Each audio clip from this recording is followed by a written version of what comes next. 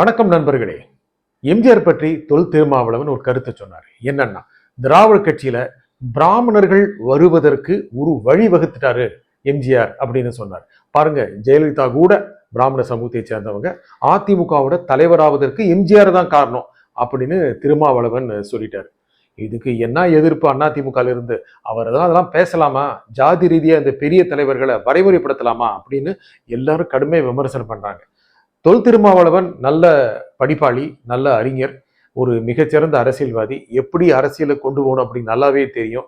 நல்லது எப்படி செய்யணும் அப்படிங்கிறது தெரியும். கெட்டதை செய்ய முடியலையே அப்படிங்கிறது அவருக்கு தெரியும். நல்ல ஒரு ஞானம் கொண்டவர்.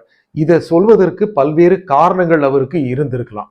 நமக்கு நல்லா தெரியும், பெரியார் திராவிட கழகம் சார்பாக பேசும்போது எல்லாமே பல்வேறு அம்சங்கள் பேசியிருக்கிறாரு. அதிகம் அவரது முன்னிலைப்படுத்தப்படுறது எது அப்படின்னா பிராமண எதிர்ப்பு, கடவுள் மறுப்பு. இதுதான் அவரை பத்தி சொல்லப்படுது. ஆனா அவர் பல நல்ல விஷயங்களை சொல்லியிருக்கிறாரு. அது பெருசா பொது வெளியில விவாதிக்கப்படுறதுல, ஆனா எல்லோருடைய தளங்களிலும் அது செயல்பட்டு தான் இருக்கு. திராவிட கழகத்திலிருந்து உருவானது திராவிட முன்னேற்ற கழகம், அண்ணாதுரையால் உருவாக்கப்பட்டது. இன்னும் பல தலைவர்கள் சேர்ந்தார்கள். இதில் இருக்கும்போது அந்த கட்சி முன்னே செல்லும் பொழுது அந்த கட்சி எந்த விதமான கொள்கைகளை எடுத்துட்டு போகும், எந்த விதமான கருத்தியலையும் மக்கள் மனசில் விதைக்கும், அவர்களும் அதே விதமான கடவுள் மறுப்பு, பிராமண எதிர்ப்பு கொண்டு போவாங்களோ அப்படிங்கிற எண்ணம்லாம் இருந்தது. ஆனா திமுக ஏற்கனவே சொல்லிருச்சு ஒன்றை குலம் ஒருவனே தேவன் அப்படின்னு. ஆனா பிராமண எதிர்ப்பை வச்சிருக்காங்களோ அப்படிங்கிற எண்ணம் இருந்தது. நமக்கு நல்லா தெரியும், நீதி கட்சி காலத்திலேயே இடஒதுக்கீடு இருந்தது, சமூக நீதி பற்றிய விழிப்புணர்வு இருந்தது. அதுல தான் நாடே கற்றுக்கொள்ள வேண்டிய ஒரு மனநிலை இருந்தது. சமூக நீதிங்கிறது ஏன் அவசியம் வருது, இடஒதுக்கீடு ஏன் அவசியமா இருக்கு அப்படின்னா, ஆளும் வர்க்கம் ஒன்று இருக்கு, ஆளுகை கொடுக்கின்ற வர்க்கம் ஒன்று இருக்கு. அது பிராமணர்கள் தான் அப்படின்னு சொல்லக்கூடாது. ஏனால் மற்ற சாதியினர் கூட ஆளுகை கொண்ட மனநிலை கொண்டவர்களாக அரசியலுடைய அல்லது அதிகாரத்தினுடைய பல்வேறு பொறுப்புகளில் இருப்பவர்களாக இருந்தார்கள். அப்படிங்கும்போது எல்லோருக்கும் ஒரு பிரதிநிதித்துவம் தேவை அப்படிங்கிற எண்ணம் வந்தது இல்லையா? இதெல்லாம் திமுகவுக்கு வந்திருக்குமோ அப்படிங்கிற எண்ணம் இருந்தது. திமுகவுக்கு வந்திருந்தது, இல்லைன்னு சொல்ல முடியாது. கருணாநிதி அதை அதிகமாக கொண்டு போனார். ஏன்னா அந்த கட்சியில அவர் தான் ஒரு பலம் வாய்ந்தவராக இருந்தாரு அண்ணாவுடைய மறைவுக்கு பிறகு. ஆகையால அந்த கட்சி ஏதோ ஒரு வகையில இந்த கொள்கைகளை முன்னெடுத்து செல்வது என்பது சமூகத்தில் ஆளும் மனநிலையில் இருப்பவர்களுக்கு எதிரானது இருக்குமோ, ரொம்ப சுத்தி வளைச்சு பேசுறனோ இப்படிலாம் இருக்க வாய்ப்பு இருக்கு. அது பிராமணர்களோ எண்ணம் இருக்கு. அப்படின்னா ஏதோ சமூக நீதியை முன்னிறுத்துவது, இடஒதுக்கீடை முன்னிறுத்துவது திமுக தான் அப்படின்னு சொல்லலாம். ஆனா திமுக அதிகம் முன்னிறுத்துது, அதிமுக முன்னிறுத்திருக்கு. இப்ப இருக்கிற பாஜக கூட இடஒதுக்கீடுக்கு ஆதரவா தான் இருக்கு. அப்படியே மேல்மட்டத்தில் இருக்கிறவங்க எல்லாமே ஆளும் வர்க்கத்தை சேர்ந்தவர், ஆளுகின்ற வர்க்கத்திலிருந்து வந்தவர்கள் அப்படின்லாம் இல்லவே இல்லை. பிற்பட்ட வகுப்பை சேர்ந்தவர் தான் பிரதமரா இருக்காரு. முக்கியமான பொறுப்புலையும் பிற்பட்ட வகுப்பை சேர்ந்தவங்க இருக்காங்க.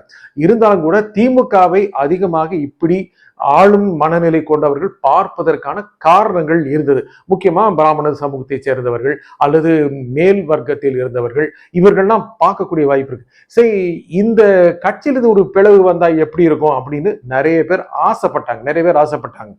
அந்த சமயத்தில் தான் கிட்டத்தட்ட திமுக பல ஆண்டுகள் இருந்து மிகப்பெரிய உச்சபட்ச நட்சத்திரமா இருந்த எம்ஜிஆர் அதிலிருந்து வெளியே வரலான்னு நினைச்ச போதே வாங்க அப்படின்னு சொல்லி ஆசை ஊட்டி, ஆர்வமூட்டி, மிகுந்த உற்சாகமூட்டி அவரை தனி கட்சியாக ஆரம்பிக்க வைத்து செயல்பட வைத்தவர்களில் முக்கியமான பங்கு வகித்தவர்கள் இந்த ஆளும் மனநிலை கொண்டவர்களாக இருந்திருக்கார்கள். அதுல மேல் ஜாதி கொண்டவர்களா இருக்கலாம், அல்லது நடுத்தர வகுப்பை சேர்ந்தவர்களாக இருந்தாலும் சரி, உயர் சாதியினரோ அல்லது இடை சாதியினரோ யாரா இருந்தாலுமே ஒரு ஆளும் வர்க்க மனநிலை கொண்டவர்கள் அதிக அளவு எம்ஜிஆர் பக்கம் இருந்தாங்க. அப்ப எம்ஜிஆர் இவங்கெல்லாம் தெரிஞ்சுதான் கொண்டு வந்தாரா அப்படிலாம் இல்லவே இல்லை.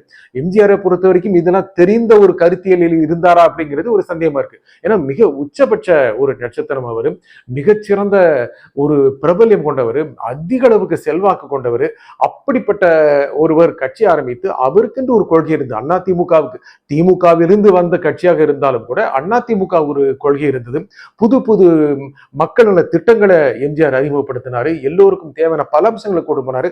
அது பெருசா பட்டியலிடலாம். மிகப்பெரிய ஒரு தலைவர், அதை மறுக்க முடியாது. ஆனா அந்த ஆட்சி காலத்தில் பொருளாதாரத்தில் நலிவடைந்த முற்பட்ட வகுப்பினருக்கு இடஒதுக்கீடு கொடுக்கலாங்கிற எண்ணம் எதிர்ப்பு வலுத்த போது அவர் திரும்ப வாங்கினார். அதே நாம கவனிக்கும். அதுக்கப்புறம் பல்வேறு சீர்திருத்தங்களை செய்தார். அசைக்க முடியாத ஒரு தலைவராக இருந்தார். அதிமுக ஒரு திராவிட கட்சி தான், அதில் அசைக்க முடியாத தலைவராக எம்ஜிஆர் இருந்தார். எம்ஜிஆர் இருந்த வரைக்கும் திராவிட முன்னேற்ற கழகம் ஆட்சிக்கு வர முடியவில்லை. அதற்கு பிறகு எம்ஜிஆருக்கு பிறகு செல்வி ஜெயலலிதா ஆட்சிக்கு வந்தார்.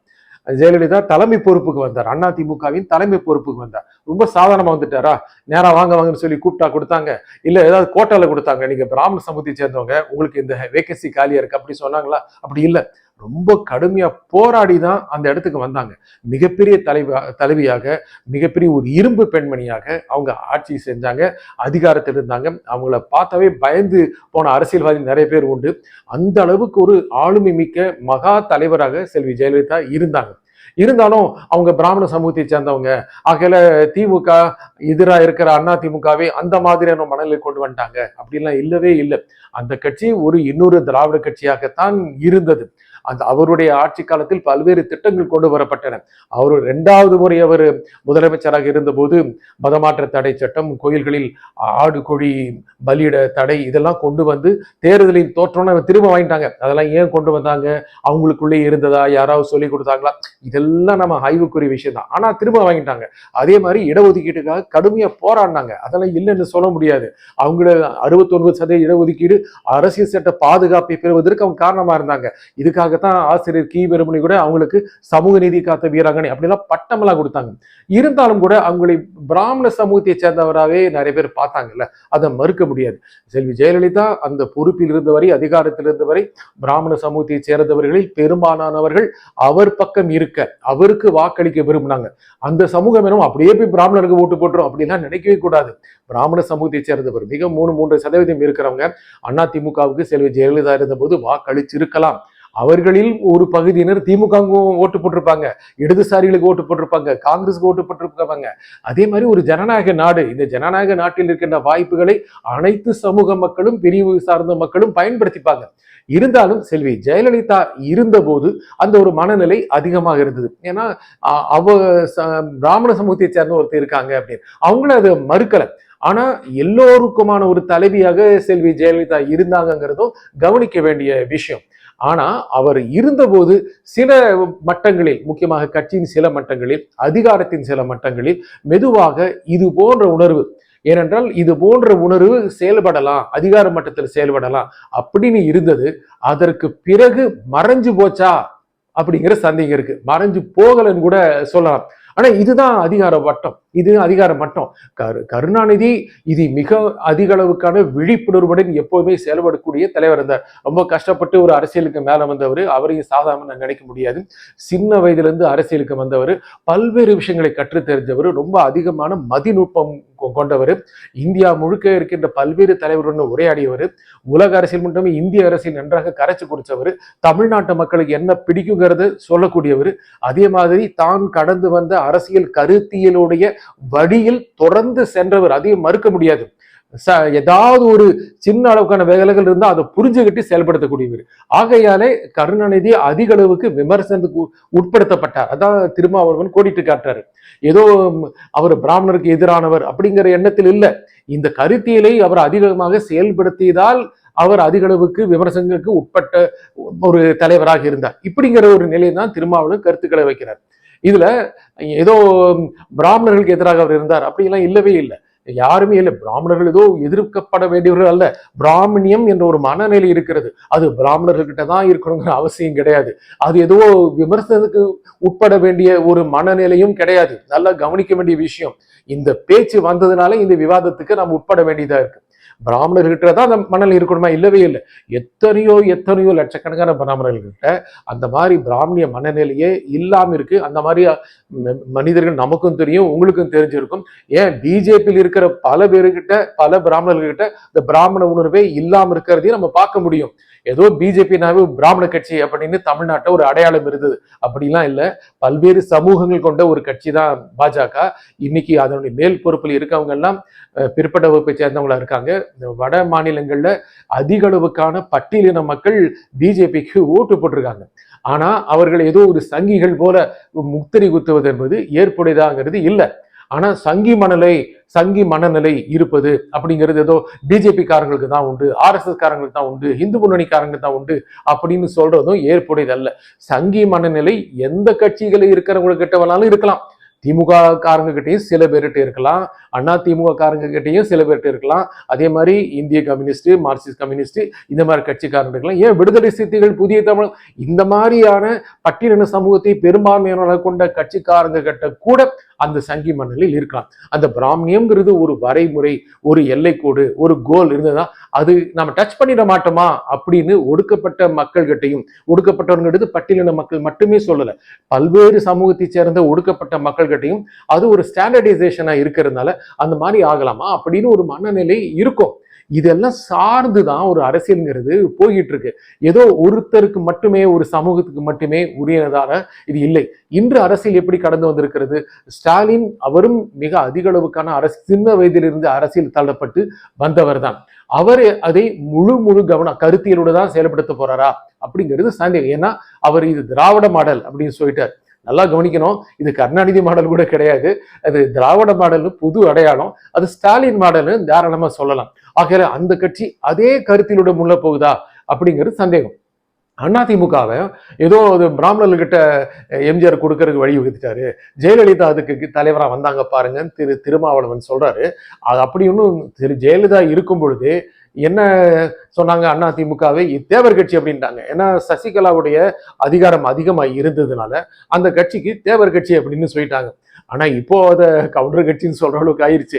யார் அதிகாரக்கான ஆட்சி புரியுறாங்க, யாருக்கு அதிகாரம் இருக்கு அப்படிங்கிறதுனால அந்த சாதியுடைய வண்ணம் ஒரு கட்சியில பூசப்படுறது நடந்துகிட்டு தான் இருக்கு. ஏன் ஒரு காலத்துல திமுக ஆரம்பிச்ச காலத்துல திமுக கூட முதலியார் கட்சின்னு சொல்லலையா? இப்படி எல்லாம் ஒரு ஜாதி அடையாளம் ஒரு கட்சிக்கு சொல்றதுங்கிறது தொடர்ந்து நடந்துகிட்டு தான் வந்துட்டு இருக்கு. ஆனா திருமாவளவன் சொல்ற கருத்து என்னன்னா, திரு எம்ஜிஆரை எப்படி சில ஆதிக்க சக்திகள் பயன்படுத்தி கொண்டன அப்படிங்கிறத தான் அவர் சொல்ல வந்திருக்கிறார். ஆனா அவர் ஏன் அதை கிளறினாரு, தேன்கூட்டை கிளறினாரு அப்படிங்கிறதும் கேள்விக்குரிய விஷயம். தொடர்ந்து சனாதன எதிர்ப்பை பத்தி பேசிட்டு வர்றாரு. இப்படி இருக்கிற சமயத்துல எம்ஜிஆர் ஜெயலலிதா பத்தி எதற்கு பேச வேண்டும் அப்படின்னு அதிமுக அப்படியே திராவிட கொள்கையிலிருந்து விலகி போன கட்சியாவே இருந்திருக்கா? அது துரோக கட்சி, எதிரி கட்சி இல்ல, அது தீண்டத்தகாத கட்சி இல்ல, அது கூட்டணி வைக்கப்பட முடியாத கட்சி அப்படின்னு திருமாவளவன் சொல்லியிருக்காருல்ல. அப்படி இருக்கும்பொழுது அது எம்ஜிஆர் காலத்திலும் சரி ஜெயலலிதா காலத்திலையும் ஒரு திராவிட கட்சியாகத்தான் வளர்ந்து வந்திருக்கிறது. அது யாருமே மறுக்க முடியாது. ஆனால் திருமாவளவன் இதை சொன்னதன் மூலம் ஒரு புது சர்ச்சையை ஏற்படுத்தி விட்டார். ஏதோ அந்த மாபெரும் தலைவர் சொல்றது அது கலைஞர் கருணாநிதியா இருக்கட்டும், இல்ல புரட்சி தலைவர் எம்ஜிஆரோ புரட்சி தலைவர் ஜெயலலிதாவோ, இங்க எல்லாமே தமிழகத்தினுடைய நலனுக்காக, மக்கள் நலனுக்காக நல்ல பணியாற்றினவங்க, மிக உயர்ந்த உயரங்களை தொட்டவங்க, அதிக அளவுக்கு அதிகாரத்தில் இருந்தவங்க, மிகச்சிறந்த அறிவு தெளிவும் ஆற்றலும் கொண்ட மிகப்பெரிய தலைவர்கள். அந்த தலைவர்களுக்கு பின்னால் இருக்கின்ற அரசியலை பொதுவெளியில் வைத்து விவாதிக்கும் போது மீண்டும் கூட அந்த அரசியலில் பின்னணி என்ன, சிக்கல்கள் என்ன என்பது போன்ற விவாதங்களை தொல் திருமாவளவன் ஏற்படுத்திவிட்டார். அவர் எதுவும் அறியாத தலைவர் அல்ல, எல்லாம் அறிந்தவர் தான். இருந்தாலும் ஒரு நோக்கத்தில் தான் செய்திருக்கிறார். இது போன்ற விவாதங்கள் தேவை என்று அவர் நினைத்திருக்கலாம். தேவையா என்பது கூட ஒரு கேள்வி. மீண்டும் சந்திப்போம். நன்றி, வணக்கம்.